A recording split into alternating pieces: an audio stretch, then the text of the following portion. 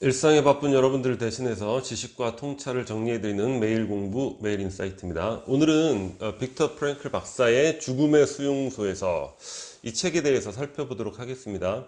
이 책은 우리가 이제 독서를 하다 보면 안 읽을 수가 없는 책이다 이렇게 볼 수가 있겠죠. 왜냐하면 많은 이제 그 성공한 이들의 그 책 속에서 가장 많이 인용이 되고 있어요. 그러니까 처음 한두 번 부딪혔을 때는 뭐 그냥 그런가 보다 뭐 이렇게 생각을 하다가 너무 자주 이제 인용이 되니까 그래서 꼭 읽게 되는 책이 이 죽음의 수용소에서 라는 책이고, 이 책으로 무엇을 얻을 수 있는가, 많은 분들이 이제 생각하는 건 뭐냐면 이 책은 이제 죽음의 수용소라는 그런 어떤 극한 고난에 관한 책이잖아요. 극한 고난에 대비한 자기 현실에 대한 뭐 치유, 뭐 자극, 이런 정도를 이제 기대를 하세요. 저도 이 책을 읽기 전에는 그 정도 생각을 했었죠. 근데 이 책은 그런 수준에서 머무르는 책이 아니라 인생에 대한 정말 최고 수준의 통찰을 전달해주는 그런 책이다. 그 이제 후반부에 나오는데 삶의 의미라든가 또 실현의 뭐 의미, 그런 것들에 대해서 정말 그 놀라운 통찰을 갖고 있는 책이 이 책이다. 일단 그 역자에 대한 소개인데, 제가 책을 보다가 이 역자가 이제 이시영 박사님이 번역을 하셨더라고요. 근데 이분이 이제 제가 초등학교 때 뭐 배짱으로 삽시다 뭐 이런 책으로 굉장히 그 유명했던 분이세요. 저 어렸을 때. 근데 이분이 이런 책도 번역을 하셨네, 이런 생각이 좀 들었고, 그 옴기니의 말에 또 이 책의 중요한 통찰 부분이 이제 속해 있어서 간단하게 소개를 해드리도록 할게요. 1934년생이시죠. 전쟁이 휩쓸고 간 거리. 그러니까 6.25 전쟁이 끝나고 난 게 이시영 박사님 같은 경우에는 거의 10대 후반, 그 정도 나이인 것 같아요. 전쟁이 휩쓸고 간 거리, 추위와 굶주림의 고픈 배를 움켜잡고서 어지럽고 메스꺼워 더 이상 걸을 수가 없었다. 가판대에 놓여있는 헌책 한 권이 겨우 눈에 들어온다. 죽음의 수용소에서. 그러니까 춥고 배고프고 힘들고 하니까 저런 제목이 눈에 확 들어왔던 것 같아요. 나는 앉은 채로 읽어 내려갔다. 전율과 감동으로 몸소리치며 번쩍 정신이 든다. 그래도 거기보다는 여기가 낫지 않은가. 널브러져 앉은 내 꼴이 부끄러워서 벌떡 일어났다. 이 부분은 이제 극한 고난에 대비한 자기 치유, 그런 어떤 이 책의 기능을 가장 대표적으로 보여주는 글인 것 같아서 제가 옴기니의 글에서 간단히 소개를 드려봤습니다.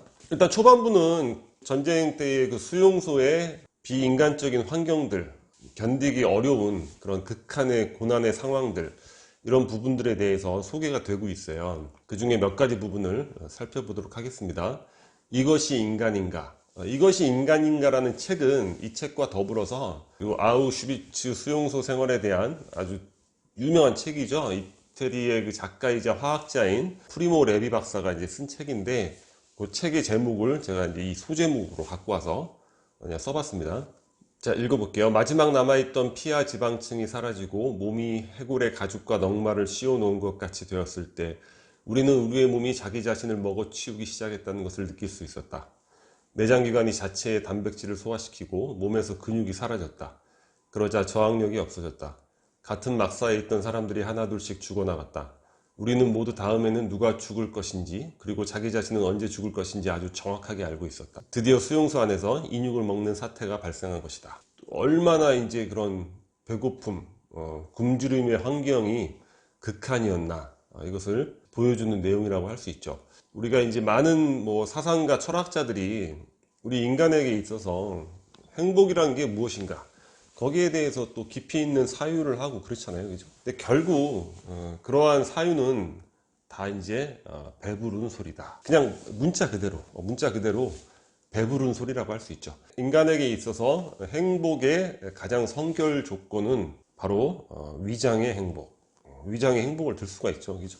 이 굶주림 앞에서 우리는 다 무너지게 돼 있잖아요. 정말 사진 보면 막 해골만 쫙 남아있어요. 그런 사람들에게 또 강제 노역을 시키잖아요. 그래서 빵 하나를 하루에 딱 하나 주는데 그걸 가지고 토론을 해요. 이걸 한 번에 먹어치워서 그 순간만이라도 굶주림을 잊어버리는 게 낫다. 또 한쪽은 아니야, 그래도 조금씩 나눠서 먹는 게 그 이후 시간을 대비한 그게 낫다. 그 추운 날 막 이렇게 노역하면서도 그 얼어있는 빵을 주머니에서 살살 녹여가지고 만큼씩 떼서 이렇게 먹는 막 그런 장면들 나옵니다. 그래서 우리가 이렇게 밥 한 끼 이렇게 먹을 수 있다는 거, 이런 부분들에 대해서 행복감을 느낄 수 있는 것이 아닌가, 이런 생각이 드는 것 같아요. 그리고 또 하나의 이제 극한 신체적 고통인데, 대부분의 수감자들과 마찬가지로 나 역시 부종 때문에 고생을 하고 있었다. 다리가 심하게 부었으며 피부가 팽팽하게 당겨져서 무릎을 구부리지 못할 정도였다. 신발끈을 풀어 놓아야만 부어오른 발이 들어갈 수 있었다. 양말도 없이 맨살이 드러난 내 발은 늘 젖어 있었고 신발 안은 늘 눈으로 가득 차 있었다. 당연히 동상이 걸려 얼어 터질 수밖에 없었다. 걸음을 옮길 때마다 살을 찢는 듯한 통증이 느껴졌다. 눈 덮인 길을 행진하는 동안 신발 위로 얼음이 얼어버렸다. 사람들이 계속해서 미끄러졌고 따라가던 사람들이 그 위에 엎어졌다. 엎어지면 어떻게 하겠습니까? 또 이 나치 당원들이 개머리판으로 막 그냥 뚫어 패는 거예요. 그러니까 그 공사 현장에서도 뭐 어마어마하게 많은 사람들이 그냥 죽고 그랬다고 하더라고요. 정말 상상하기 어려운 육체적 고통이죠. 이런 부분들이 또 많이 나오고 있어요. 그 다음에 사랑에 관한 통찰. 우리가 살면서 자꾸 막 여기저기서 사랑 하잖아요. 뭐 노래도 사랑이고 시도 사랑이고, 도대체 뭐 사랑이 뭐란 말인가, 뭐 사랑이 뭔데 이렇게 다 그냥 사랑에 대해서 얘기를 하는가, 이런 의문 같은 거 저도 이렇게 가져본 적이 있는 것 같아요. 근데 이제 작업장을 이제 가는 도중에 어떤 한 사람이 그런 얘기를 하는 거예요. 너무 심한 이제 고통과 모욕과 이런 것들을 당하고 있는데 우리의 아내들이 우리가 당하는 이런 일을 몰랐으면 좋겠소, 이런 얘기를 하는 거예요. 그 순간부터 조용해지는 거죠. 거기 있는 모든 사람들이 이제 아내 생각을 하는 거죠. 이 작가도 걷는 내내 그 아내 생각을 합니다. 또 아내와 실제 막 그 홀로 영적인 막 대화도 계속 나누고 막 그러는 거예요. 그런 극한의 상황에서 한 가지 생각이 내 머리를 관통했다. 극한의 상황에서 삶에 대한 통찰이 나오는 거죠.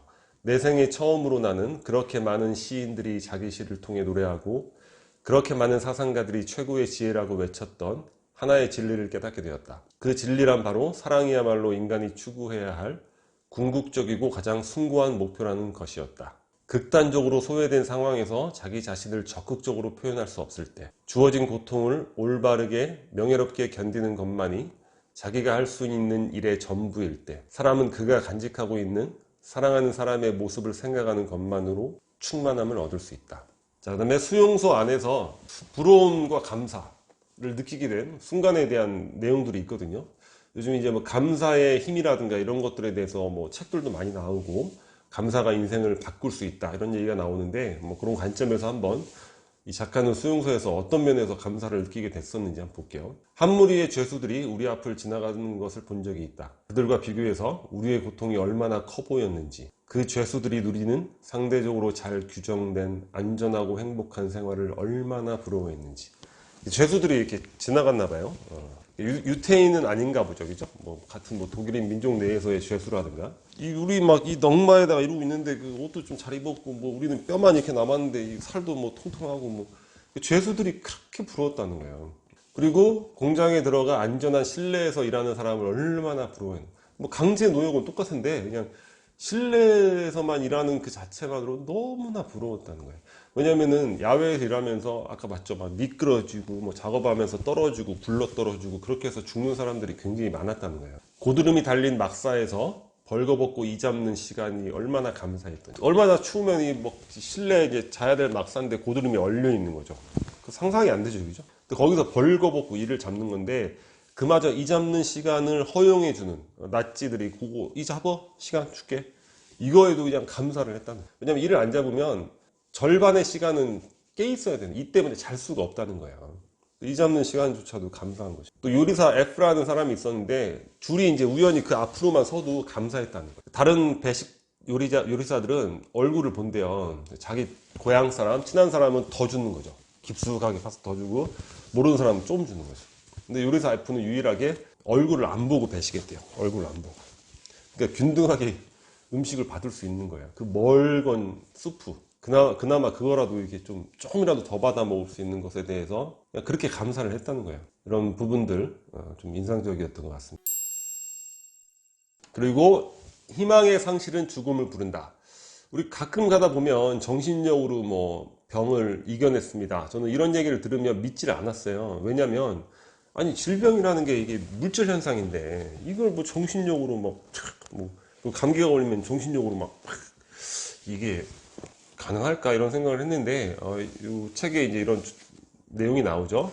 인간의 정신 상태와 육체의 면역력이 얼마나 밀접한 연관을 가지고 있는가. 어떤 이가 이제 작가한테 와서 얘기를 하는 거예요. 어제 꿈에 신 같은 목소리가 자기한테 얘기를 했대요. 무엇이든 물어봐라. 대답을 해주겠다. 전쟁이 언제 끝납니까? 했더니 3월 30일에 끝난다. 이렇게 얘기를 해준 거예요. 이 사람은 그걸 너무 믿는 거죠. 자기 꿈의 계시를.